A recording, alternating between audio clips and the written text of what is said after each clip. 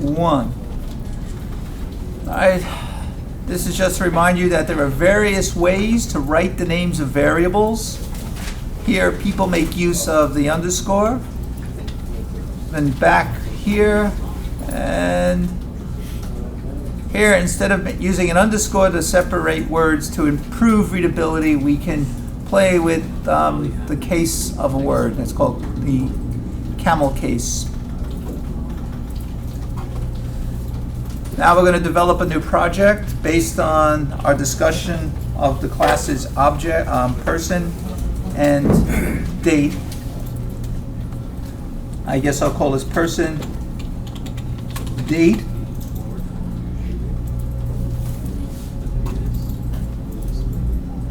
Now, we could cram everything into one file here if we wanted to. But what I'll do is I'll start cramming it in here and then change. Can we all see the screen?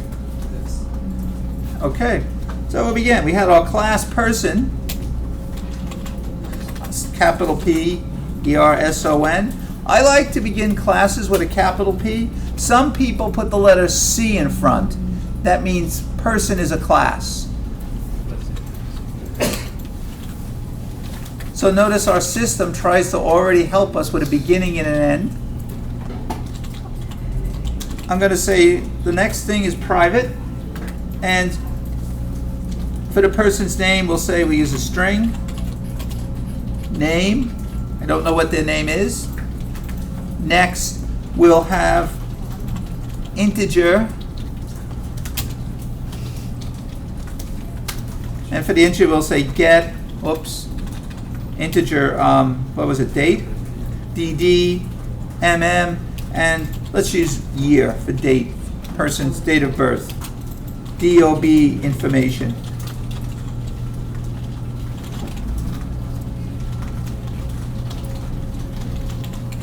DOB, that looks a lot better in uppercase, doesn't it? Next, public. I'm going to turn around and have our person. It's our constructor. Notice it's already trying to help me out here with something.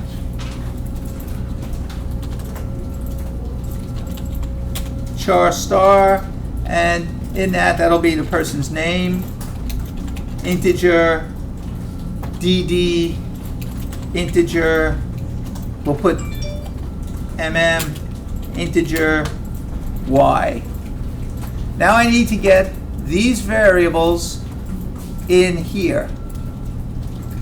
I'm going to switch and just use N for the name to make my life easier. And I'll put M for month, D for date. I'm doing that for your sake, for clarity. Colon. It doesn't matter what order we do this in. I'm going to say name will be N, comma. If I run out of space, which I will, I'm going to write it down here. Name, comma. I'll do date is date, month is month, and our last one is what, year, right? Year is Y for year. Open brace, close brace. Now, I don't like typing tons of code and finding out I made a mistake. So what I like to do is after I type a few lines, I might just save it and compile it, just to see if the system complains.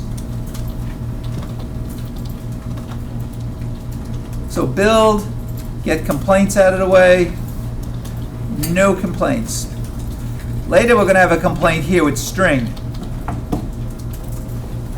So let's test this and see if I can build one person that does nothing. Bless you. P-E-R-S-O-N, person A, and A will have the name Jose, since we used that on the board, for 28/2001, semicolon.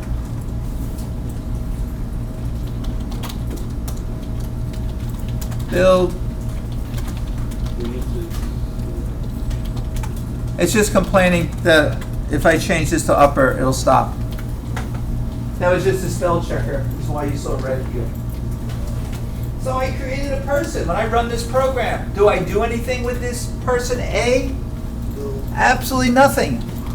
I can't look at the data even. Everything is secretly locked away. So I need access to this.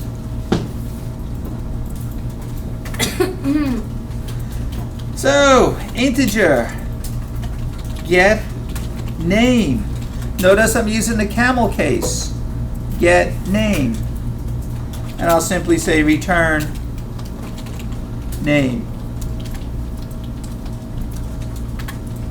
Integer, get day. What day was he born on, or she? I didn't say the sex. Gender, I mean. DD. Sometimes I cut and paste to try to like save work.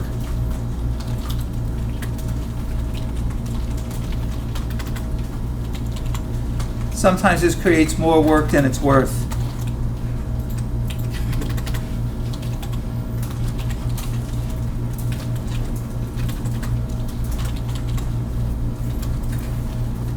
And of course, I want to find out that I make any mistakes along the way. Will the system complain?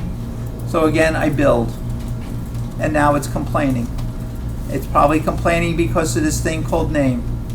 I hit F2 to find out what its complaint is. It says I have a string and I'm returning it to an int. Oh, right here. That should be what? S2I? Well, we could do CHAR. Let's see, CHAR star. Let's see if it complains there. Complaining there. What is name? What data type is name? String. So why don't we just change that to string and see what happens? Matches, because that's normally what you're supposed to do, yes? Yeah, so it caught that mistake. I didn't convert name when I returned it to a string. I put down integer. So let's test this code. We come down here, we say A, let's do display. Get name. Let's see if we can get Jose's name. C out. A, what is your name? And we'll say my name is, so it looks fun. My name is...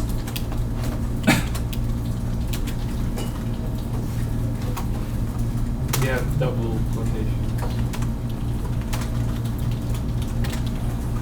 My name is...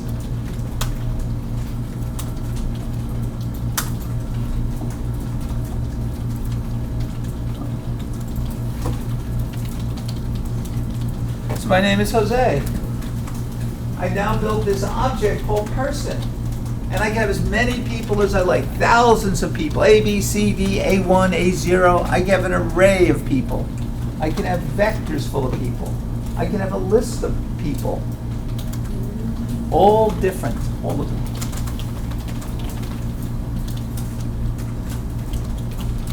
Now I could convert this from a person to an animal. Just change this word to animal. And I can start talking about, guess what? Animals. The name is Rex. Rex was born. Rex has a weight. I could add other information here. For example, gender. I could use a number code for the sex. And I could say 0 equals female and 1 equals male. I guess we could have number 3, hermaphrodite or undetermined. But generally, I think biologically it's one or the other. I'm not discussing it. Okay. So we can add more data, but every time we add a piece of data here, what do we have to do? We have to change person, the constructor, and we need to put another get, like get sex. And if our person has a weight when they're born, that I might want to change because people grow and their height changes. But their name and date of birth doesn't change, yes.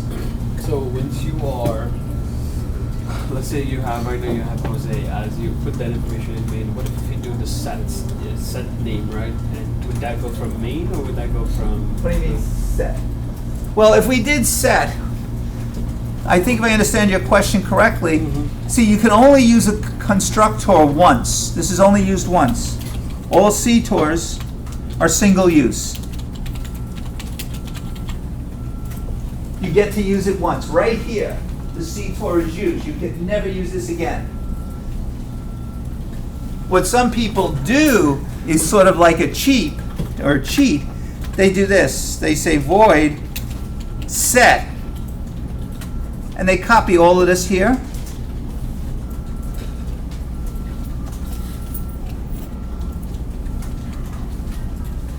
And now they rewrite the code down here. They can change everything.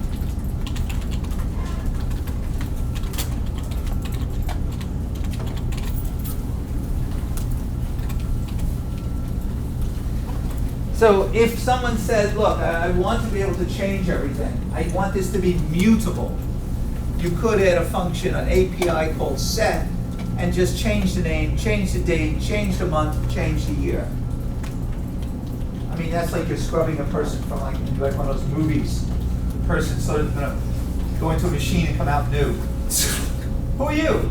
And so here's your new name, your new date of birth. And where would you edit Horror the movies. information? Oh, they said, where would you use this? Where would you add the name from? Like, would it go from main?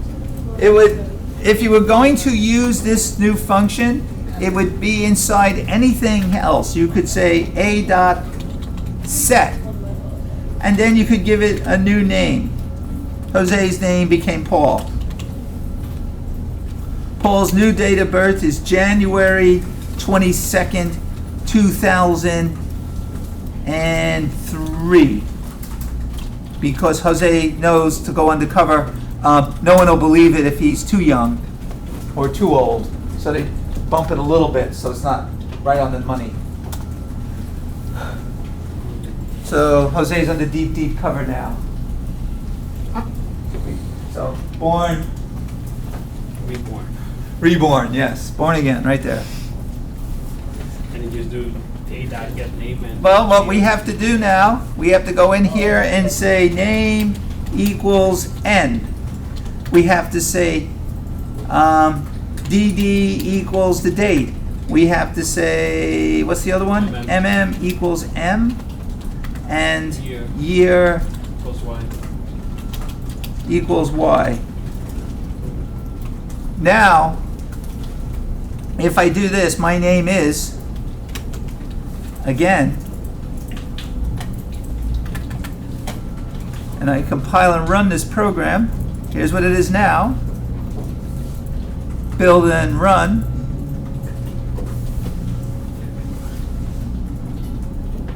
Notice what happened. Here I said get name, and it said my name's Jose.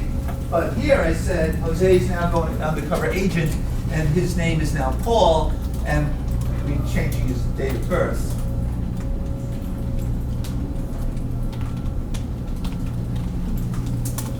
I watch too many movies, that's all.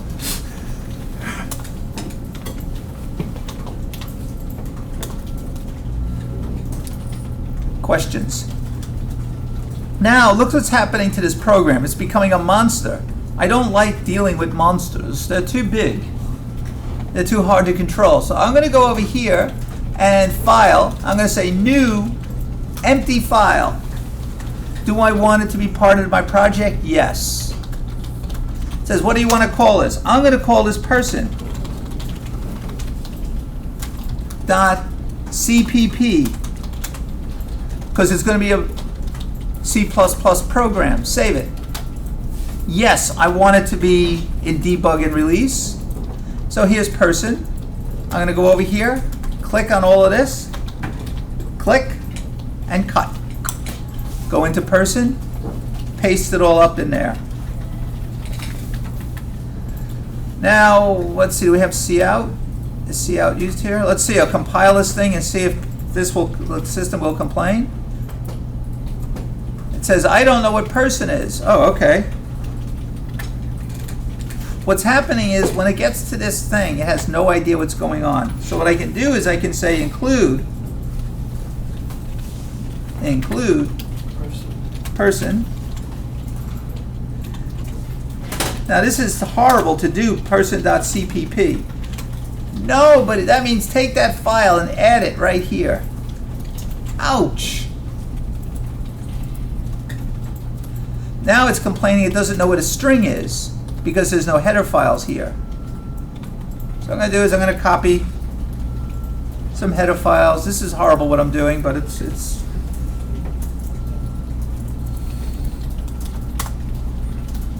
so now it knows what a string is. It's not complaining. I can now tell it to build a program, build and run, and there it's working. And the beauty is, look at main. Main is nice and what? Small. I can deal with that. This I don't like. I don't like saying this because we don't need to do this. C++ will work in a different way. And here's what people do. Return around, create another file. New file. Empty. Active, yes. This one I'm going to call person.h. Notice I'm calling it person.h. Header file. Yes, it is a header file. And there's person.h. So I'm going to go over here. I'm going to copy this. Whee! Copy. Go to person.h, paste it in. Now watch what I'm going to do. This is brutal. I'm going to get rid of all the details. I don't need, whoops, too many details. It's like a blueprint. It doesn't tell you how to function, how everything works. It gives you the names of everything. It is a prototype in a sense.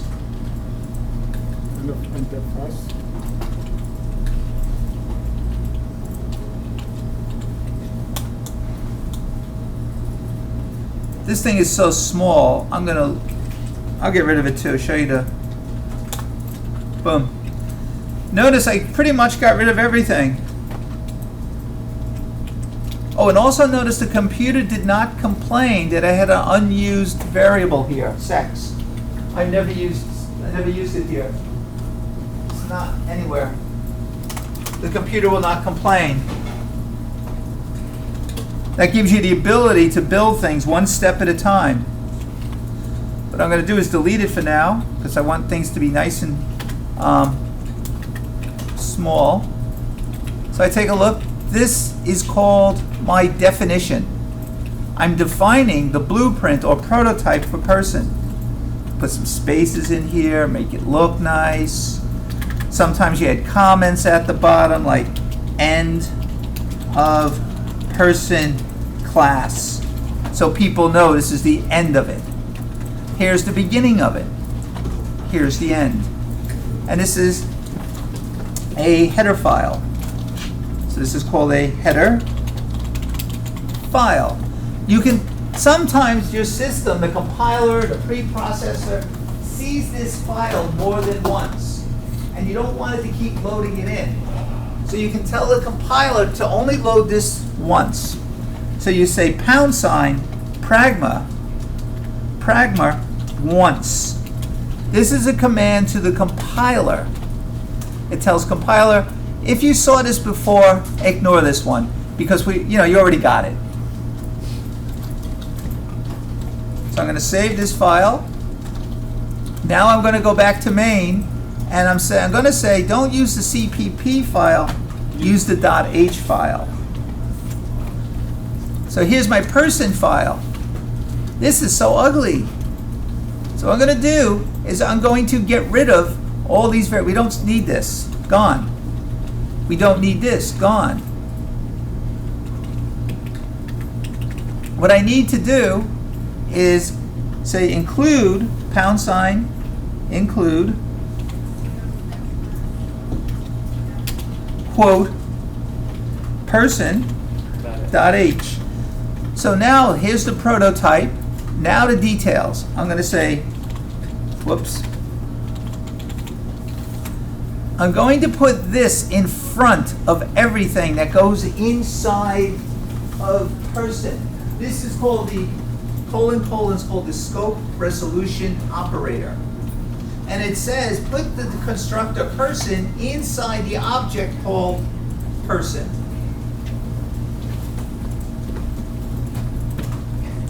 So this function will end up inside this file right here. Next, I want set to be put inside as well. So I add this right here, and this whole function will go inside person. Get name, I want that inside. Get the date, put that inside. Get the month, put that inside. And person. Now I put some spaces in here, make it look nice. Put comments in. This is called the implementation. I'm telling you how the person object works.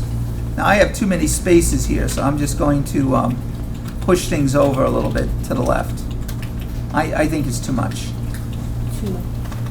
That's my personal taste. So now we have this small main program. It has a person file, and I don't have to look at a person. It's up in here. Someone says, what does the person file do? I go here and I say, well, these are my interfaces. This is how I control person right here with these public APIs. How do they work? Oh, I don't know. I don't really care. It's like a TV set or your cell phone. Do you really know how the insides of the cell phone work? Yeah. The only thing you need to know is the API. How do you communicate with that phone? It's actually called Computer Human Interface, CHI, C-H-I, or GUI, Graphic User Interface. You just need to know how to push things. Once you know what to press, everything works. So you just need to know that can control a person. I can set up a person by name. Now here you need comments, otherwise people go crazy.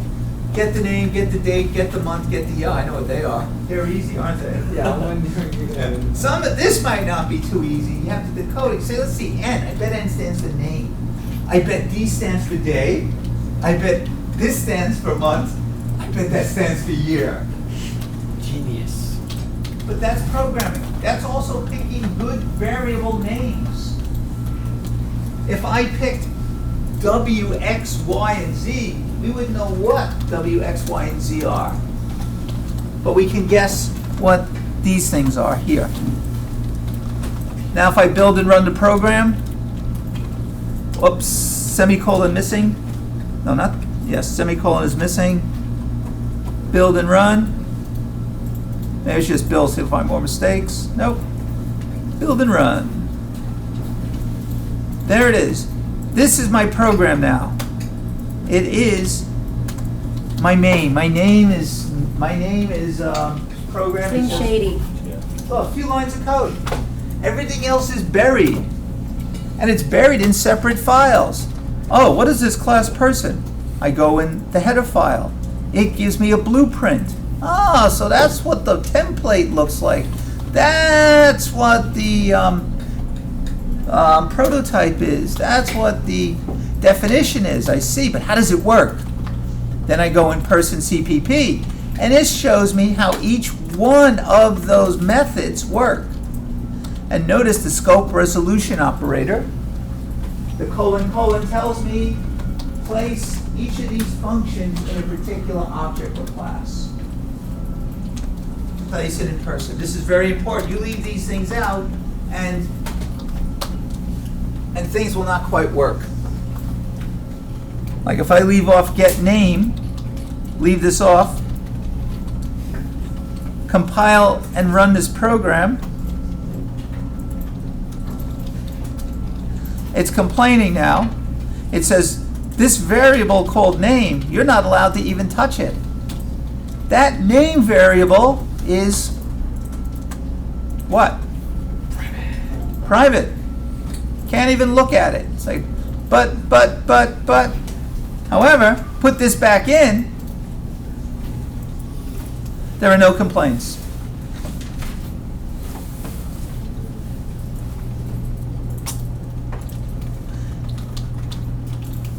If I change this to Mo and get rid of this, build the program, it's complaining here because there's nothing called get name. If I hit F2, I don't know if you can see it on the screen, but it says person : get name. I don't know what it is. It says undefined reference to person get name. It says I don't know what get name is. What do you mean get name? What do you mean get name? Here it is, right here. Well, where did you build it? Right here. Hold on for a minute. Right somewhere. Here, right here. I said get name. Did I? What's missing here? Person, com. Yes. Now it won't complain. It'll build and run this program, and it keeps telling me Mo. Why does it keep saying my name is Mo? Because get name always returns what? Mo. It's a little bug in the system. But if I fix this back to the word name, the variable name, build and run, it'll have been corrected. Now we see get name is returning the correct string value, Jose, and then we change it to Paul.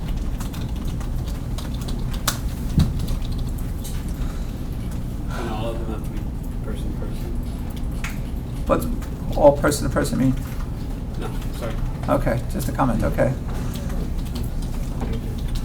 All right, this is a very good exercise for you. So on the screen, I've partitioned into 3 files: the main program, my header file, which has the class prototype,